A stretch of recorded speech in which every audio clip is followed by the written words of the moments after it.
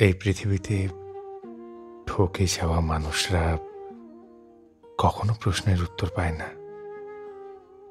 তারা নিজের মতো করে উত্তর বানিয়ে নেয়।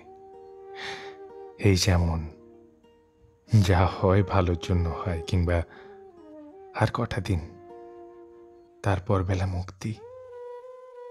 শেষমেশ কতজনের মুক্তি মেলে তা বলা মুশকিল। তবে সবারই কারাভোগ হয়, এতে কোনো সন্দেহ নেই। সব প্রায়শ্চিত্তের পাপ থাকে না, সব হেরে যাওয়ায় শিক্ষা থাকে না। মাঝে মাঝে বিনা কারণে হেরে যেতে হয়।